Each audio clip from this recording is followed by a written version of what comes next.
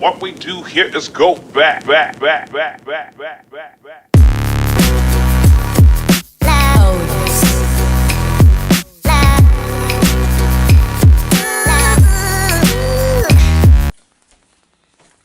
What's up, everybody? Welcome to Smackdown Vs Raw Episode 3, where I run down Monday Night Raw and Smackdown and tell you who won for the week.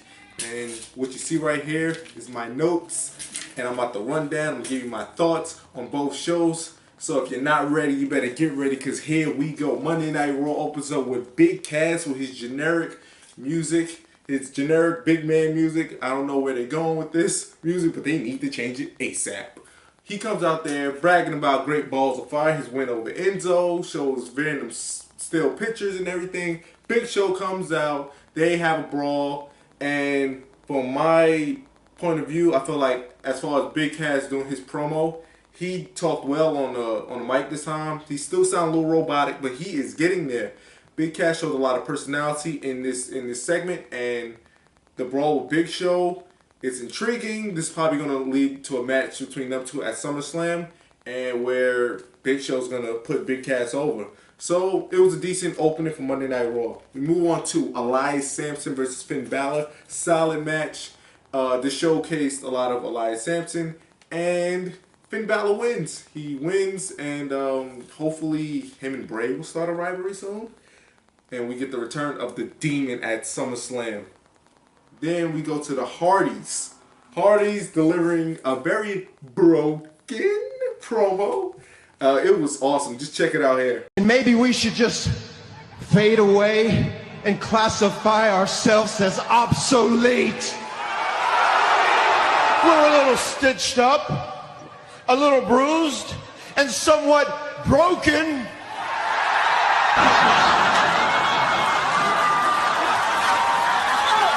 Talk to you for a second.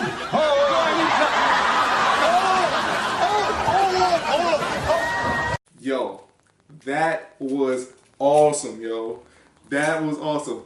Yo, those little bits and pieces of the broken promo with and that guy in that video, yo, that was my exact reaction. That was crazy. When they were saying, I fade away and classify myself as obsolete. When he said that, I was like, I'm so elite. And only people who watch them in Impact knows exactly what I'm talking about. But it was an awesome promo. Then the club comes out, and they basically challenge the Hardys to a match. The club wins, and then the Revival comes out and beats down the Hardys after that match. So my thing is, don't nobody jump to conclusions that the Hardys are being buried. No. This could possibly lead to them being broken, or this could possibly lead to a Hardy breakup. Don't think they're getting buried, because WWE's not going to break up. They're not going to bury the Hardys right now. They're not going to bury the Hardys. Just trust me. It's too early. Maybe this is going to lead between, I don't know, who would they be facing at SummerSlam? I don't know. We got to think about that. But awesome promo. I loved it.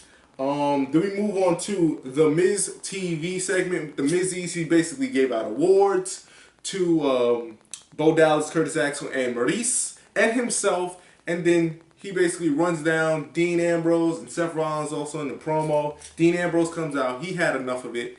He attacks Miz. The Miz Taraj gets in, but Seth Rollins comes down. He helps out Dean, and we get a little mini Shield reunion here. So that's quite interesting. We move on to Bliss and Jax versus Bayley and Sasha. Now they did their they put on a solid match. They win by Bayley pinning Alexa Bliss, and I don't know where this is going. Hopefully this don't put Bayley in the title picture, because I really want Sasha and Bliss at SummerSlam for the title. So hopefully Bayley isn't inserted. Knowing WWE, they probably going to do a fatal four-way between these four women. But I really want it to be a one-on-one between Alexa Bliss and Sasha getting her big moment in Brooklyn. But we shall see. We move on to Goldust and R-Truth in the rivalry that never ends. Goldust beats R-Truth. Let's move on. Brock Lesnar and Kurt Angle in the ring. Kurt Angle basically talking about how impressive Brock Lesnar is. Next thing you know, Roman Reigns comes out. He wants the title match. He wants the title shot. Then Samoa Joe comes out, and they get into it with each other, Joe and Brock Lesnar, and Joe's like, I got your number, Lesnar. Lesnar's like, you got my number? I kicked your ass last night, which was funny. That was funny to me. But then Joe and the other Joe, Roman Reigns, get into it, and next week there's going to be a #1 contenders match between Joe and Joe, and this is to determine who's going to be the #1 contender for the Universal Championship. Everybody knows it's going to be Roman Reigns. Then we move on to Oh, also, before I go to the Tozawa match, Kurt Angle, his announcement next week. What is going to happen? We've been waiting for Kurt Angle to reveal, like, what is this info that this person has? What is it? We're going to find out next week, finally. Whoever the person is, he was talking to the phone at the end of the show. It's very intriguing. Maybe it's Dixie Gata. Maybe it'll be Dixie Gata. But, then we move on to Tozawa and Cedric Alexander versus Noam Dar and Neville. And Tozawa and Cedric win. And it was a pretty decent cruiserweight match. Cruiserweight match. Cedric Alexander needs to be fighting for the title or get him out of that division. I said that before. He needs to be fighting for the belt or get him out of that division. Way too talented to be held down to that cruiserweight division. Then we move on to the main event, which was Bray Wyatt versus Seth Rollins. Bray Wyatt wins. Again, the eye really played a factor into this match. And Bray wins, man. Mr. Raj comes out to beat down Seth Rollins. Then Dean Ambrose comes down and helps out Seth Rollins. It was the other way around. You know, Seth Rollins came out early. And this time, Dean came out early and helped out Seth Rollins. So we get a little mini Shield reunion here. I don't know if you want to keep Dean in the title picture, okay, for SummerSlam, I really want this to be over with. Triple threat match, Dean and Seth versus Miz. But I want Seth and Miz fighting for that IC title. You can put Dean in there. I'd rather he not be in there, but if he's in there, it's fine. But I want Seth fighting for that IC title.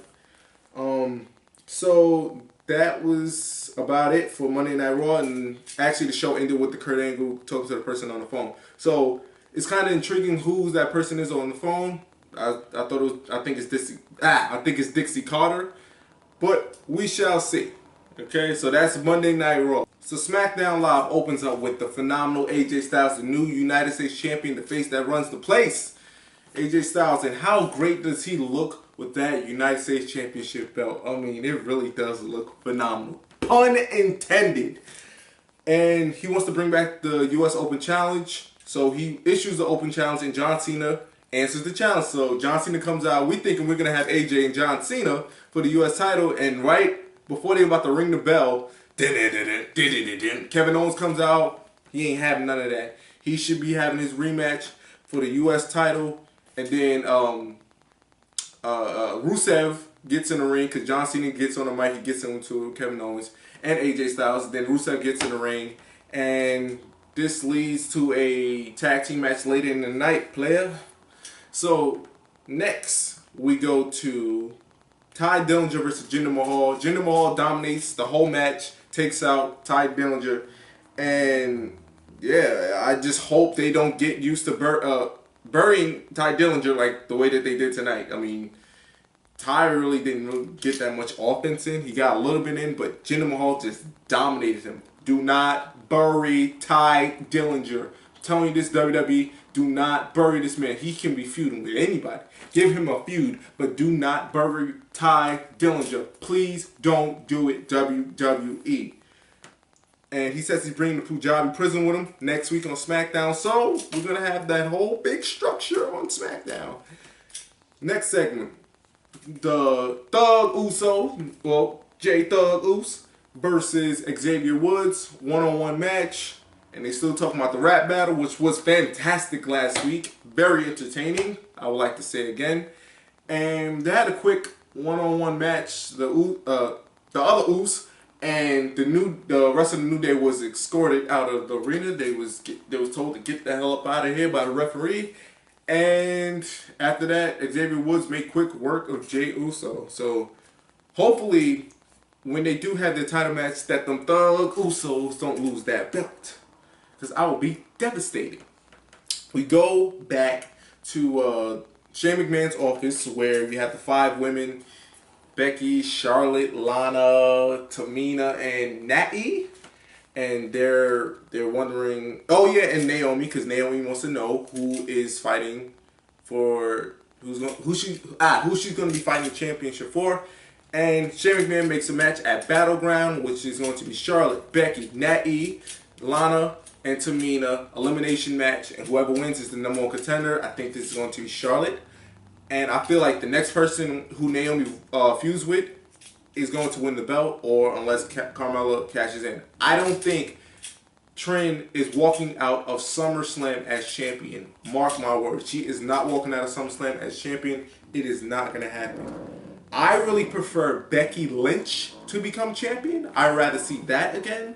I don't want to see Charlotte with the belt or have Carmella cash in. I don't want to see Charlotte yet. I have no problems with Charlotte. She's the queen. We know that. She's genetically superior. But she does not need the belt. Not just yet. Not just yet. I hope she don't get it. I think Carmella, if anything, Carmella's going to cash in. She's going to get the belt, and then Charlotte's going to get the belt after Carmella. But if it was up to me, I'll put that title on Becky Lynch right now. We go to Baron Corbin versus Shinsuke Nakamura, which never starts because Nakamura attacks Baron Corbin for his entrance, like what Baron Corbin did to Nakamura at Money in the Bank. So this match never happens. They have a brawl. Nakamura gets the upper hand, and Shane McMahon makes the match at Battleground. Nakamura versus Baron Corbin. So that should be a great match. We go to Becky Lynch and Charlotte versus Natty and Tamina. Solid match. Lana comes out. She helps out Tamina get the win, secure the win for her team. She distracts Charlotte, and Tamina kicks the holy hell out of Charlotte, and she gets knocked out. Decent women's tag match. Nothing really too special, but it was a decent match. Then we go to Maria Kanellis, and she is looking for Sami Zayn. She wants him to apologize for interrupting them last week. And Sami Zayn eventually finds Maria, and they're having a little spat back and forth. And Sami wants to know why should he be apologizing, and he insults Mike Kanellis, and they get into it. Maria slaps the holy hell out of Sami Zayn, and Mike grabs a vase and slaps that over the back of his head. So looks like that's going to be Mike Kanellis' first rivalry with Sami Zayn. Sami Zayn is going to be jobbing to Mike. So get ready for that, people, all Sami Zayn fans. If it was up to me, I'd rather have Sami Zayn win. Maria and Mike really lost a lot of momentum since they debuted at Money in the Bank. So I'm pulling for Sami in this match. But we all know that Mike Kanellis is going to somehow win this. And we got the Fashion Files with the Hype Bros. The Fashion Files was hilarious yet again. And this time, Tyler Breeze and Fandango was sporting some cowboy gear. They had a little cowboy theme going on. Fandango's riding a little toy horse or whatever.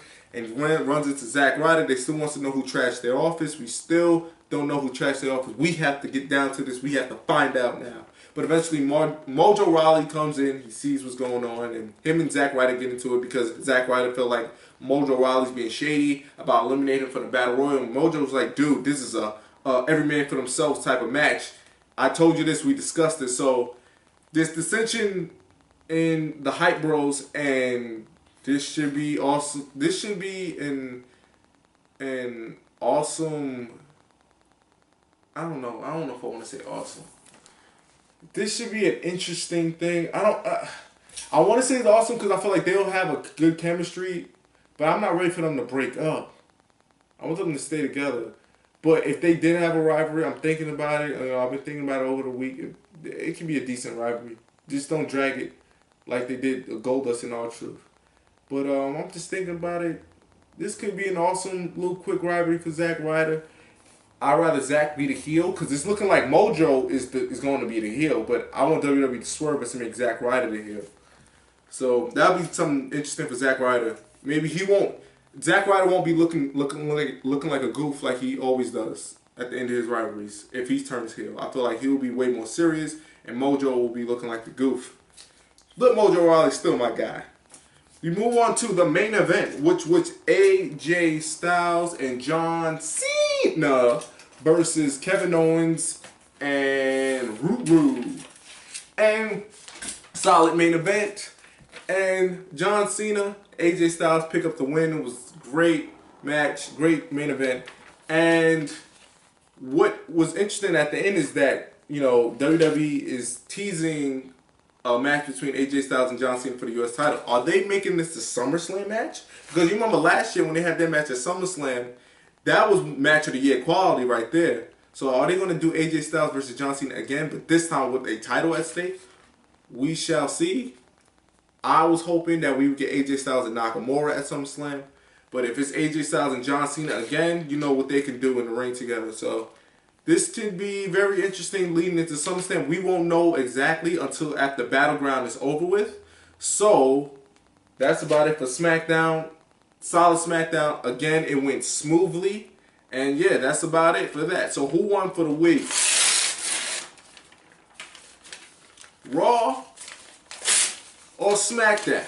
And after thinking about everything, even though SmackDown was pretty much solid show, I'm going to give the upper hand to Raw because I feel like a lot more happened tonight. A lot of progression as far as like SummerSlam and like it was a lot of progression tonight. SmackDown, you know, Randy wasn't there and like the Usos and the New Day had a quick little segment. It was just like it was a good SmackDown, but nothing too much happened other than AJ Styles and John Cena and the women's. So that's about it. Raw got it for this week. So if you like this review, hit it with a thumbs up, like, share, subscribe, show brother some love, man, and follow me on my social medias that will be posted at the end of this video. And take it easy, my peoples. We out of here. Enjoy your week.